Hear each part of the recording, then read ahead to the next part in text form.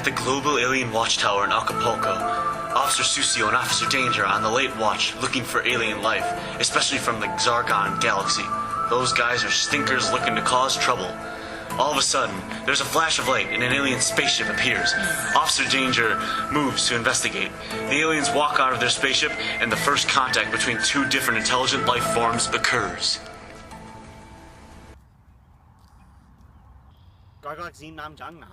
Oogly spoogly, not diggity in the hissibism. Hola, stranger. My name's Officer Susio. And I'm Officer Danger. Sometimes you have to spill the soup to clean up the mess.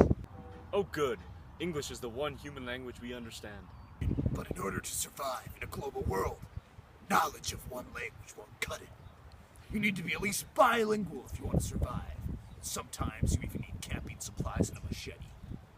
It's nice to meet you. My name is Yup Yup.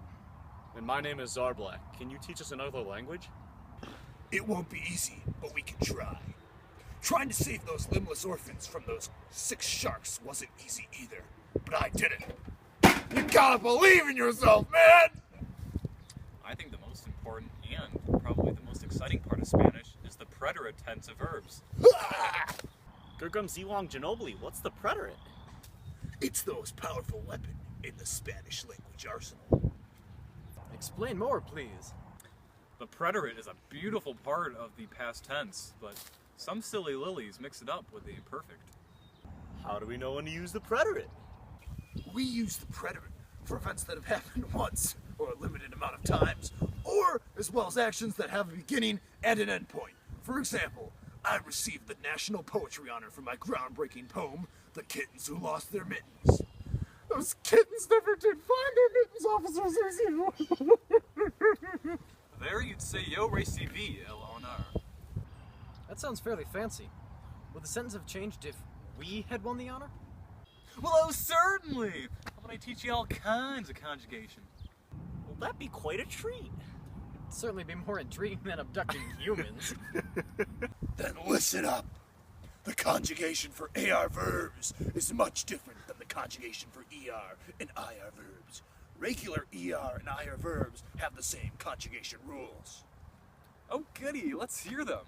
Nah, just kidding, y'all. I'm gonna teach you about them myself. Let's start with AR verbs. Like in English, how you say, he talks, but they talk. Spanish requires you to change the ends of the verb to fit the person or group that is doing the action. For AR verbs, we use the following conjugations. Yo, a. Tu, aste. El ea usted, o. Nosotros, amos. Y ustedes, ellos, ellas, aron. I'll use a simple verb for example. For hablar, the conjugation is as follows. Yo, hablé. Tu, hablaste. El, ella, usted, habló. Nosotros, hablamos. Y ustedes, ellos, y ellas, hablaron. So that's pretty neat, just to make sure it's yo hable, tu hablaste, el ea usted habló, nosotros hablamos, y ellos ustedes hablaron. He most certainly does. Now, let's learn about ER and IR verbs. The conjugation is as follows. Yo, e. Tu, iste. El usted, eo. Nosotros, emos. Ustedes, ellos, ellas, eron. I'll use recibir as an example. Yo, recibí. Tu, recibiste. El, ella, usted, Recibió. nosotros, recibimos. Ustedes, ellos, ellas, recibieron. That's good to know, but are you sure ER and IR verbs are conjugated the same way in the preterite? I understand emos in the present, but the preterite?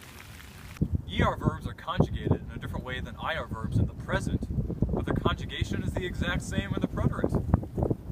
For example, the ER verb beber is conjugated as yo baby, tu babiste, el ella usted babio, nosotros bebimos, in ustedes ellos y ellas baby at home. If ER and IR verbs are conjugated the same, they'll be easy to remember. But just now that you think you mastered the preterite, we can introduce irregular verbs. They're tougher than a bunch of biscuits sitting in the sun for the week. And when you try to bite into a biscuit, it's really hard. You say, ouch, you hurt me, Mr. Biscuit. Take it away, Officer Susio. Okay, folks, buckle up, because this ride's going to be a little fast. You see, there's no real way to memorize a formula for irregular verbs, because there is no formula. You see, each irregular verb is special and unique, just like every one of us. But, lucky for you and you and you, there's a typical set of endings in these verbs that'll really help you understand how to get the hang of the irregular verbs. You see, yo generally has the ending of a. You see, to, it generally has the ending of ise. You see, el, you see, ea. You see, usted generally have the ending of o. You see, nosotros generally has the ending of emos. And you see, eos, you see, eas. You see, ustedes generally have the ending of iero. There are some exceptions to which we will get. The base of the verb is different. Here are some examples. Andar becomes anduve, where the yo form is anduve. Estar becomes estuve, where the yo form is estuve. Decir becomes dich, as in dij. But remember, kids, the eos form and the eas form and the ustedes form becomes dijero, not dihiero.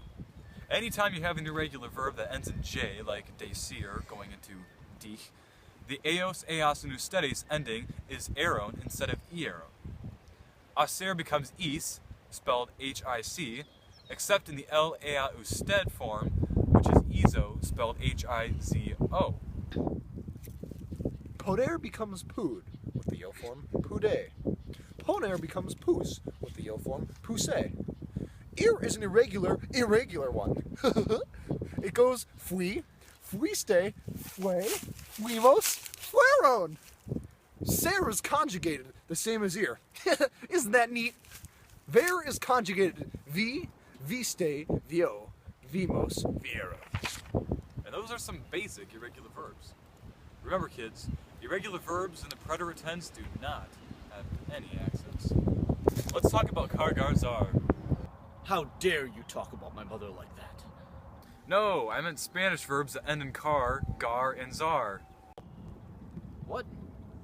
As in empezar, jugar, or indicar. Kargar zar verbs only differ from the norm in the yo form.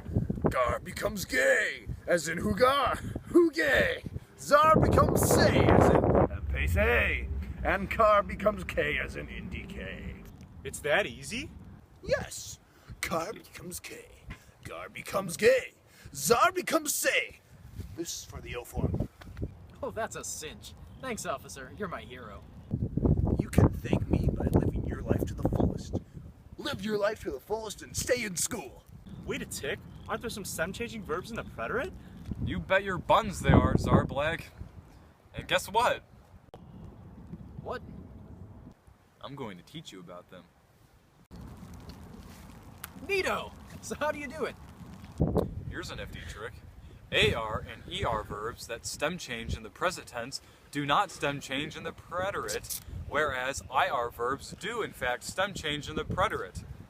The only time when there are stem changes is in the L, the EA, the usted, the eos, the eas, and the ustedes form. Nosotros is left out.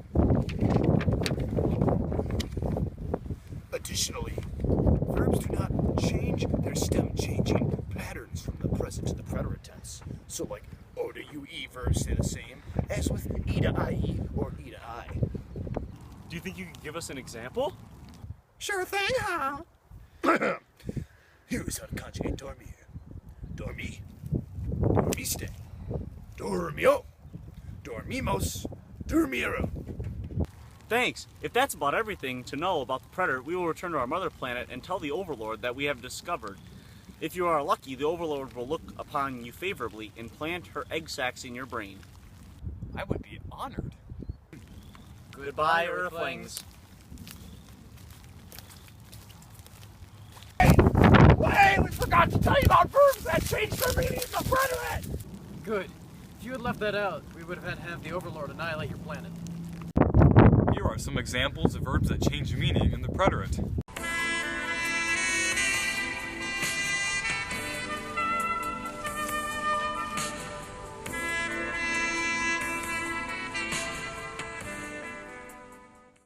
That is it. What?